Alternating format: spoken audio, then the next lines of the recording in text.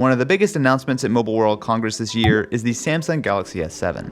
At first glance, it looks very similar to the last model, but there are a few major improvements. This time around, we've got two very different models. The standard Galaxy S7 with a 5.1-inch screen, and the S7 Edge that comes with a bigger 5.5-inch curved display. Both are sporting a slight taper around back like the Note 5, and paired with the aluminum and glass build, it's undoubtedly one of the most premium looking phones out there. Samsung also brought back a couple highly requested features, including a micro SD card slot and the return of waterproofing.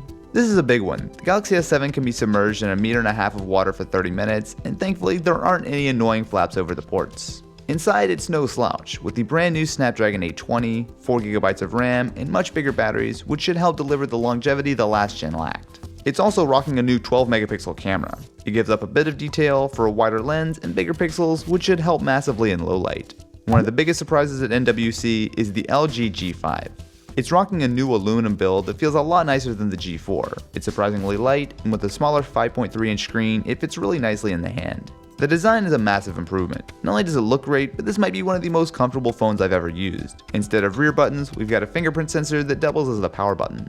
While the display might not be AMOLED, it still looks fantastic, with a 1440p resolution, and it gets seriously bright. Paired with Android 6.0 and LG's Scan, it's still a bit too far from stock Android for my taste, but it's totally usable. Look around back and you'll find something a little different. Two cameras.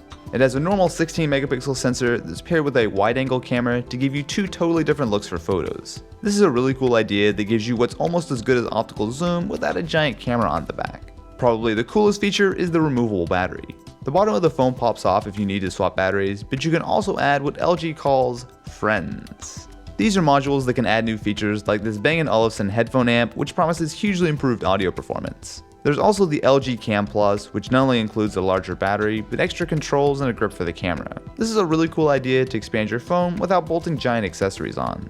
Something I absolutely wasn't expecting is the HP Elite X3. While Windows Phone has been flatlining lately, clearly no one told HP, and they threw basically everything at the Elite. This is a giant 6-inch phone that's packed with tech like the Snapdragon 820 from the G4 and S7, and a monster 4150 mAh battery. It might not be the nicest looking phone out there, but it has a trick up its sleeve: Continuum. Plug it into the USB-C dock, and the Elite transforms into a Windows 10 PC.